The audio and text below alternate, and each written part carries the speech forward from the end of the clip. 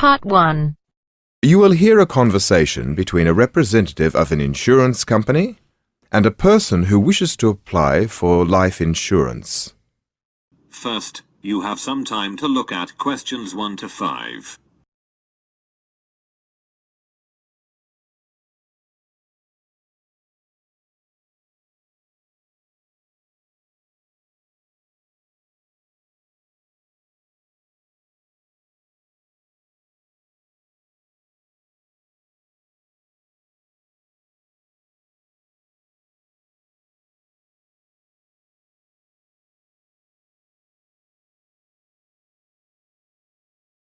Now, to process your application, I need some details about you and about your medical history.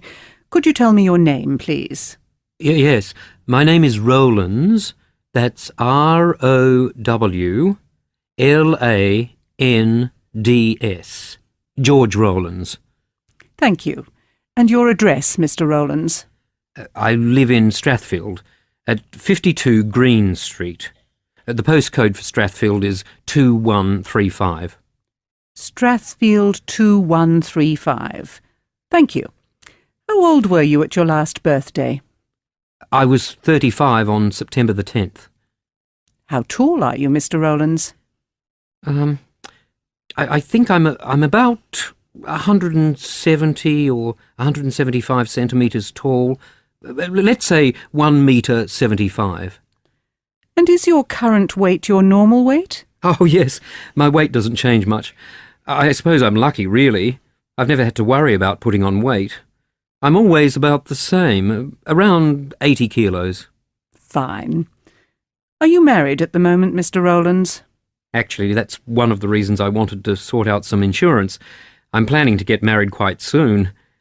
I guess when you settle down, you start to think of things like that. Yes, we often find people take out life insurance when some major change happens in their lives, like getting married or changing their job.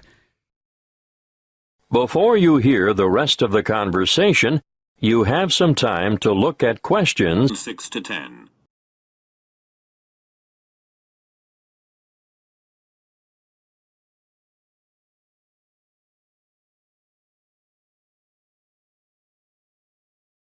Now, I've got some questions relating to health matters.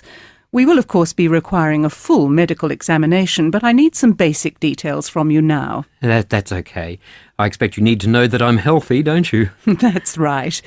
Have you ever had a serious illness at any time of your life?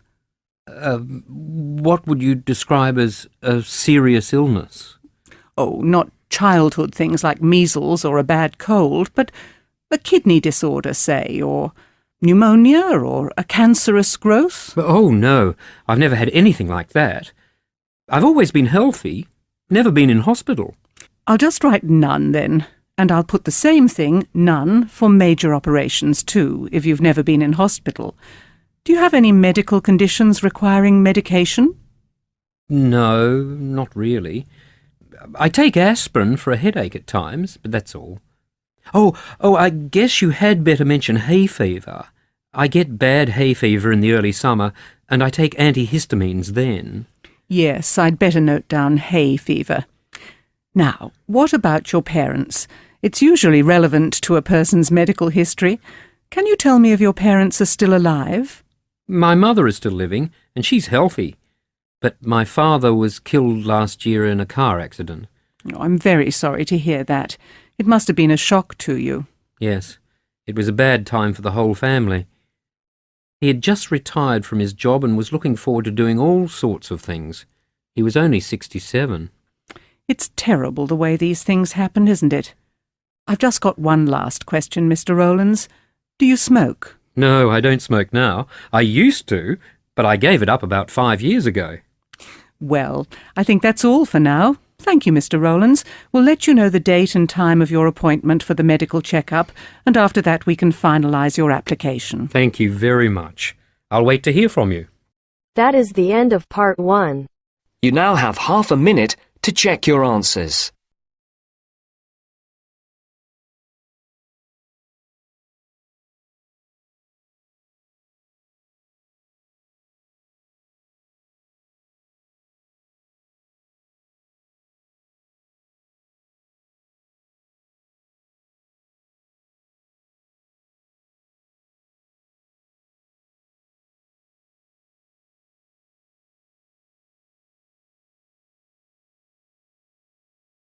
Now turns to part 2. Part 2. You will hear a tour guide giving information about a historic house and the organisation that owns it. First, you have some time to look at questions 11 to 16.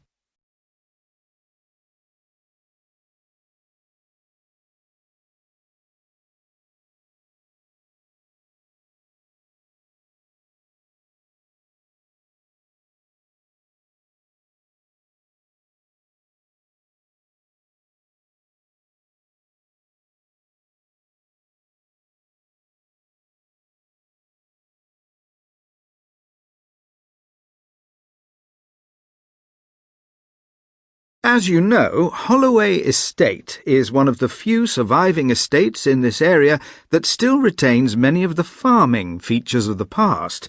Let me quickly explain where you can find some of the key attractions.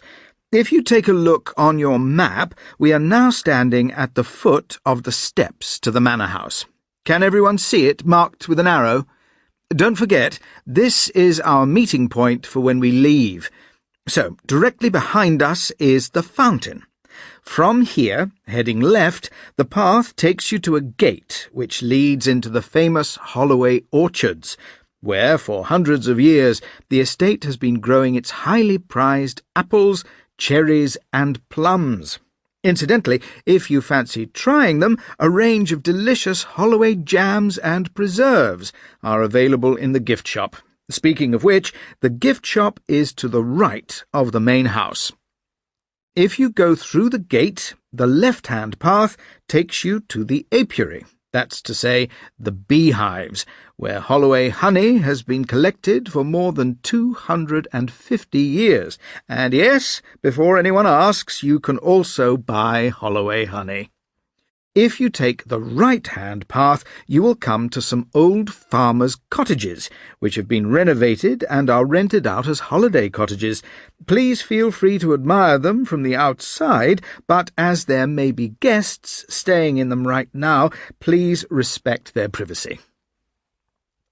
From the back of the main house, crossing the car park, and just before you get to the cattle fields, you will find a row of 3 buildings. The middle one is the old dairy. The dairy is actually working, producing butter and cheeses using traditional methods. Next to that, on the left, are the former cattle sheds, where the livestock was kept. Nowadays it's used as a museum, so those of you who are keen to explore Holloway's farming past should pay it a visit. The building furthest from the manor house is the old ice house, which is no longer in use and is due to be restored, hopefully next year. Last but not least, you may have noticed on the way in that on either side of the main gates are 2 small houses.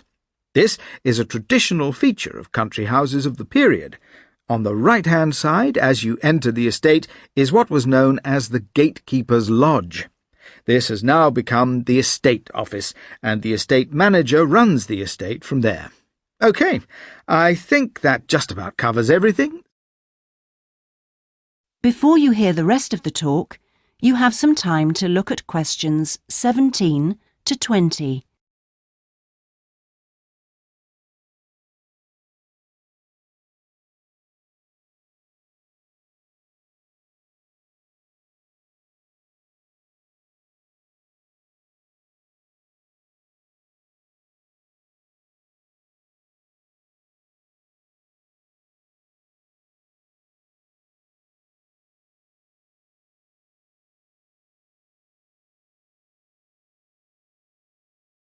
OK, everyone, before we begin the tour of the manor house, I'd like to take a few minutes to tell you about the organisation that now owns the estate, and for which I work, the National Trust. The National Trust is the largest membership organisation in the UK, with 4.24 million members. Our annual revenue is £494 million. At the present time, we have 5,899 paid members of staff and an additional 62,000 volunteers. That's an approximate number because new volunteers are joining us all the time. The Trust owns about 350 heritage properties. Many of these are large country houses that the owners donated to us because they could no longer afford to maintain them. The Trust also owns gardens and industrial monuments. The Trust's sources of income include membership subscriptions, entrance fees, donations, and revenue from the gift shops and restaurants within our properties, with much of the money raised being invested back in the preservation of the properties themselves. And, of course, this is the principal purpose of the National Trust, the conservation and protection of historical places and spaces, with a view to making them available to the public. As well as owning stately homes and houses associated with famous people, the National Trust has gradually extended its collection of art, and it also owns valuable books, clothing, furniture, ceramics, and all kinds of unusual objects. Now, if you would like to join the National Trust, I have the forms here, or you can visit our website and join online. You'll get unlimited access to hundreds of wonderful days out across the country. Lifetime membership costs £1,555, but most members join for a year at a time. Individual membership is currently £64 annually, but it's cheaper to join with your partner or another family member, as it'll be £108 for 2 people living at the same address. For a family of 4, 2 adults and 2 children, a year's membership costs £114. It's a great gift for a birthday or other special event. There are lots of benefits to being a member. As well as free parking at all our locations, you receive a National Trust handbook full of information to help you plan your visits. And if you pay by direct debit, you'll receive a free pair of binoculars. Oh, I almost forgot. All members receive a free copy of the National Trust magazine, sent to you by post 3 times a year. The end of Part 2. You now have half a minute to check your answers.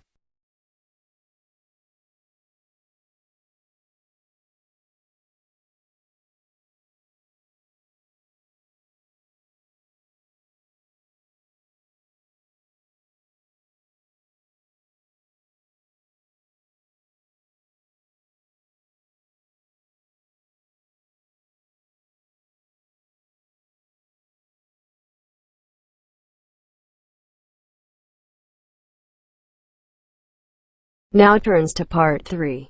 Part 3. You will hear 2 students talking to their professor about the Science and Technology Festival they attended. First, you have some time to look at questions 21 to 26.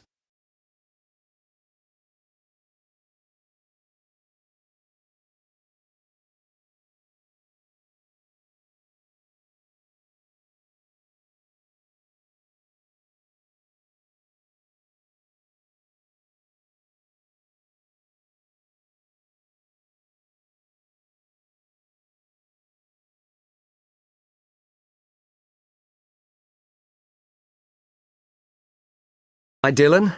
Hi, Tanya. Thanks for coming to see me. I'm very interested to hear what you thought about the Science and Technology Festival. Well, we're both very pleased we went. Glad to hear it. Was there anything you both found especially useful? Yes, definitely. I saw at least 2 lectures that directly relate to the subjects I'm studying in this first semester. I already feel a little more prepared than I did last week. There wasn't anything that had the same effect on me, but that wasn't my only focus. I saw the festival as a chance to explore new ideas and other subject areas, so I also tried to attend some lectures that looked interesting rather than just the ones I thought would only be relevant to my course. I'm glad I didn't do that.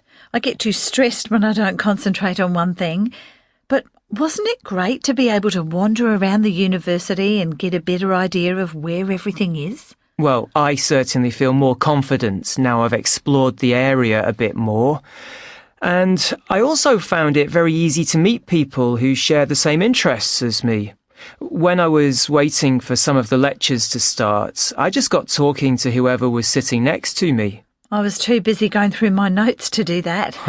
I have to say, going to so many lectures in a short space of time has really helped me to improve one area of study, My note-taking technique. I wasn't so sure about that originally, but looking at my notes again this morning, I could see how they got better as the week went on. I'm glad the week was of use to you. It seems to change focus annually. Sometimes the emphasis is more on science, sometimes on technology, but there was an excellent balance this time. It really brings these areas of study and research to the attention of the wider world, and for me, that's the primary reason the festival exists. You may have noticed when you were there that there were a number of university information stands set up around the campus. Did you see the free reference booklets that they were giving out? No, I assumed the stands were there to provide people with directions to each talk. Well, their aim was to encourage everyone to read some of the latest studies coming out of our labs and classrooms.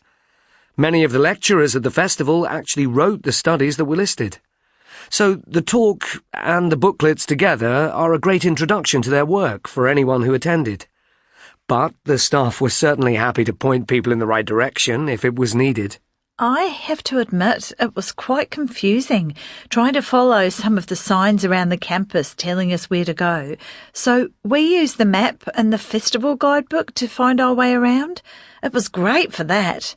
And although one or two of the talks actually started at different times to what was printed on the page, one other thing I did like about the guidebook was that it wasn't full of adverts. Oh, I agree. But that's always the case with festivals now.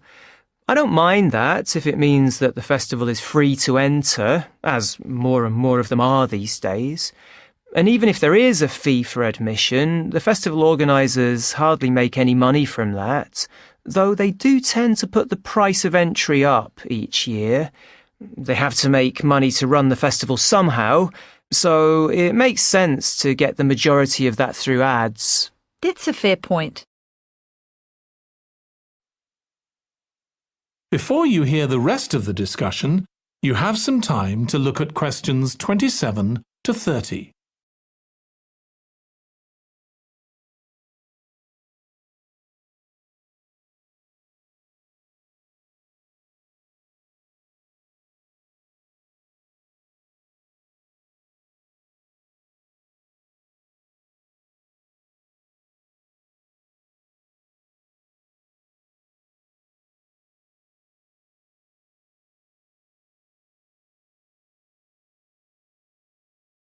So what next? Do you still want to write something for the department website? Oh, definitely. Can you give us some advice on how we do that? Well, it's a simple process, but it can mean a lot of work. First, you need to make sure that you have fully discussed and compiled the notes you made during the festival. For the next step, I would recommend selecting a set number of principal theories that generate the most ideas and summarize those. 4 is probably the ideal number. Then you'll need to go to the website and go through what people have written before.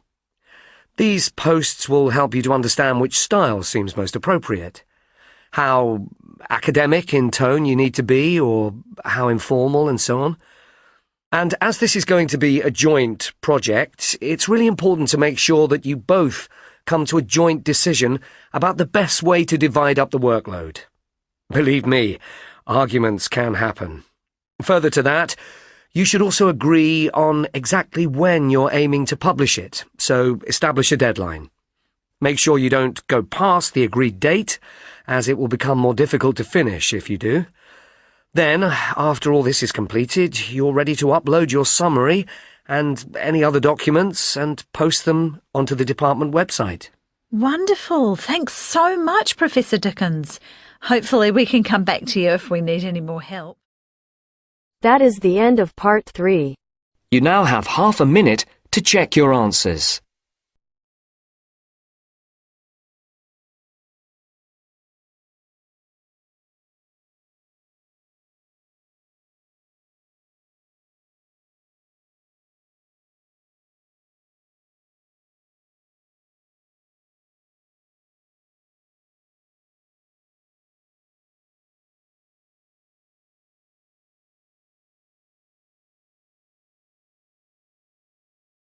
Now turns to part 4. Part 4. You will hear part of a lecture about the history of locks. First, you have some time to look at questions 31 to 40.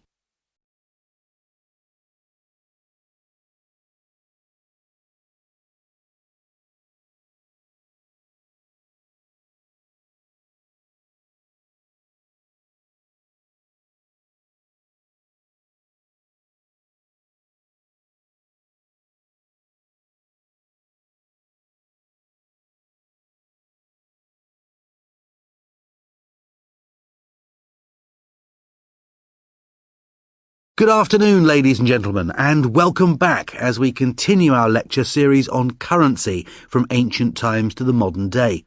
For today's talk, we're going to discuss a need that emerged from an age-old negative side to human nature. When wealth is portable, particularly when it can be easily compressed into thousands of individual items of coinage, it inevitably becomes more attractive to a certain group of people. Even in ancient times, the wealthy, people of status, traders and so on, realised that to discourage thieves, their money would need to be either hidden or protected, and to do that they had a choice. They could either keep their riches safe by keeping them in temples, which were guarded 24 hours a day, or they could find a way to store their assets somewhere closer to home, where access was more convenient. And so the ancient Egyptians came up with a locking device. This was a mechanism similar to what is known today as a deadbolt that required the insertion of a key. The key operated a series of pins and allowed a long metal bolt to be withdrawn from its locking position, which in turn gave the owner access to their valuables. How long ago did this happen? We're a little vague on this, but definitely at some point later than 4000 BC. Since the Egyptians wanted their locks to be very strong, these locks suffered from one notable problem: their size. Some of the bigger examples we have found are over 1/2 metre long and weigh around 30 kilos. The Romans later adapted these Egyptian locks to make them more functional and available for use in regular homes. They took the Egyptians' designs, made them smaller, and added their own inspired invention, one that enabled them to create a more sophisticated locking system: steel springs. One negative side effect they did suffer from was that by using a spring instead of a bolt, it was relatively easy for a particularly dedicated and powerful thief to damage or remove the lock using brute force. However, the Roman locking mechanisms made it difficult to actually force the lock open, thanks to their precise construction. For their time, it's hard not to be impressed by such technology. The examples we have talked about so far are key-based locks, but next I'd like to look at a variation on this, the combination lock. The combination lock is the basis of many modern safes. As we will see, the combination lock shares many features of those used by the Egyptians and Romans. For the purposes of this explanation, I'll begin by looking at a combination padlock, which is easy to grasp. One of the most important aspects of any locking system is protecting the lock itself. In the case of the padlock, there's a secure outer casing to protect the delicate lock mechanism inside. This casing is usually constructed from a hard metal such as brass. Having this strong outer casing prevents a potential thief from simply breaking the padlock with a tool such as a hammer. The main movable part of the lock, the part which opens and closes, is a strong bar often made of reinforced or galvanized steel. As you can see, the bar is curved, almost U-shaped, but much longer on one side. At the end of this longer side is a metal spring, which is pushed down when the padlock is locked. So how is a combination lock unlocked? The metal bar has 4 pins on it, which prevent it from being opened. However, each of the pins can be released by moving a combination dial. These are circular and numbered from 0 to 9. Move all the dials into the correct position and the spring is released, forcing the lock to open. Now, that is a very simple combination lock. The lock of a safe, on the other hand... That is the end of part 4. You now have half a minute to check your answers.